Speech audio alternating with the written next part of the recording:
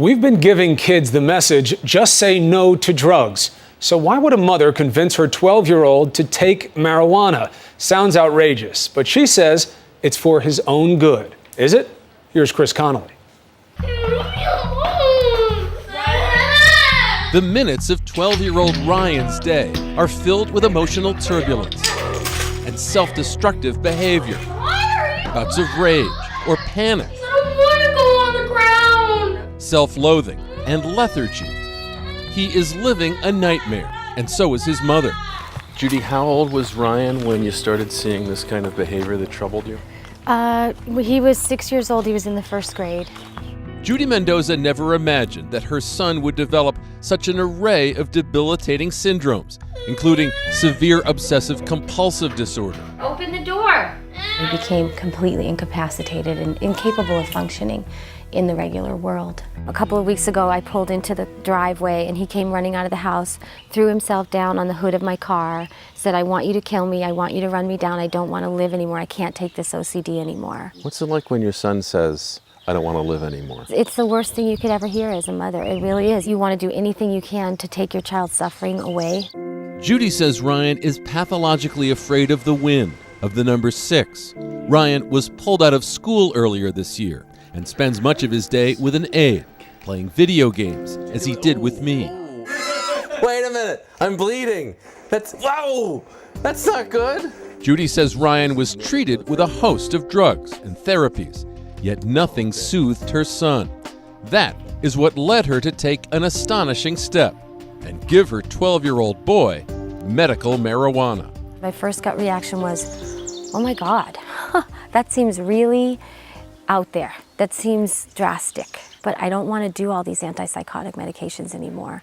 They don't seem to be helping. And I thought to myself, what do I really have to lose? Judy lives in California, one of 14 states where medical marijuana is legal, purchased with a doctor's okay at one of these dispensaries. Kids don't smoke the drug. It hardly resembles marijuana as it's infused into butter or bread or into a tincture that can be placed under their tongue. It's like it just takes the edge off of his OCD. It's not like the OCD goes away when he has this medicine, but his ability to cope with it changes. And what are those moments like for you then? Heaven, because I get my little boy back. Judy's not the only one trying medical marijuana on her kid. In fact, she says she got the idea from watching This Good Morning America story. Miko Hester Perez says her 11-year-old, Joey, who has autism, had shrunk to 46 pounds before receiving the drug.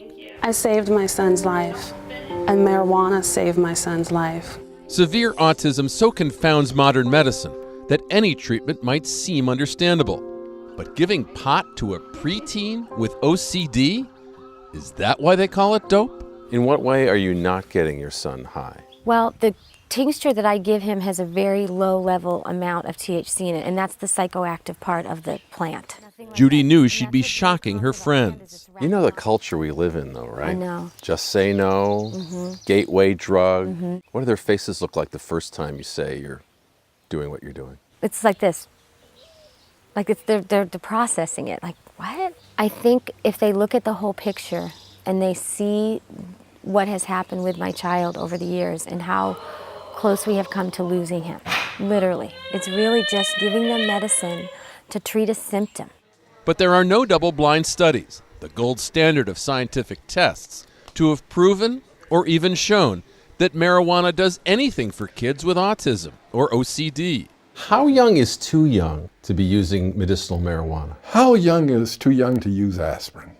How young is too young to use penicillin?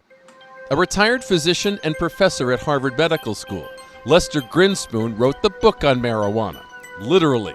In the 70s, his son Danny, who had cancer, used the drug to counter the pain of his chemotherapy before his death. Now, he hears from mothers like Miko and Judy, but even he can't say it'll work.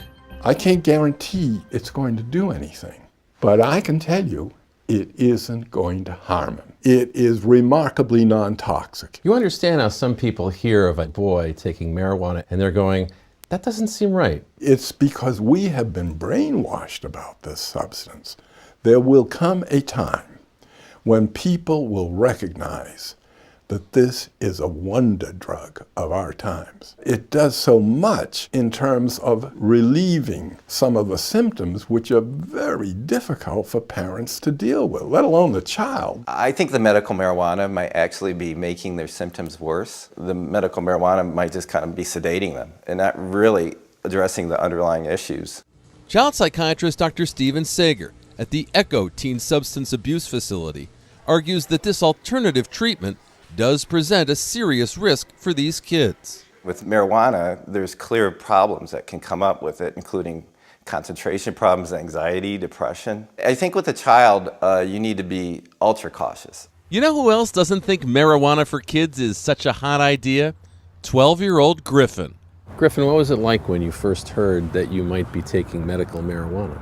It was very, very scary, and I didn't want to take it, and I kept telling my mom I don't want to.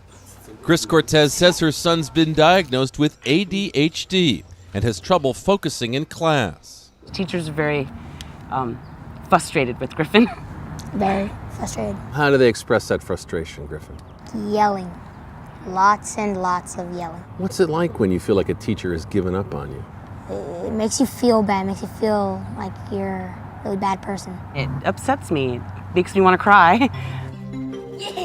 When Griffin was first diagnosed, he was prescribed Ritalin, but Chris wouldn't give it to him. She says she'll feel more comfortable giving him medical marijuana because it's an organic substance. I don't want him to take any kind of manufactured drugs, and I kind of went back and forth on it because I don't want people to be upset with me, but then I had to realize that it doesn't matter what other people think. It's my son's health that matters. What do you hope medical marijuana will do for Griffin? I hope it helps him to concentrate more so he can learn better in school. That outcome might not mesh with our image of what young people using marijuana are like in school. But Chris looks forward to starting Griffin on a marijuana regimen before the beginning of the next school year, despite his concerns. I reassured him that even if it wasn't medical marijuana and it was Ritalin or something else, that he would still be scared. No matter what it is, he's still going to be a little scared until he actually tries it. As for Ryan, Judy is the first to say that medical marijuana hasn't cured her son. It's just a piece of the puzzle. It's almost like it's a Band-Aid. When it's difficult to reason with him because he's so upset, that's tough. It's very difficult to see him like that. And that is why I turned to this alternative treatment. As she's become an advocate for its use on kids, speaking to other families about the drug, Judy says she's also explored another side of marijuana with her son, the side we're more familiar with. I don't want my son to be high, but he hasn't had a chance to feel euphoria for many, many years. He's lost all his friends, and so I want him to have a little bit of the THC. I really do. I want him to feel some of that euphoria.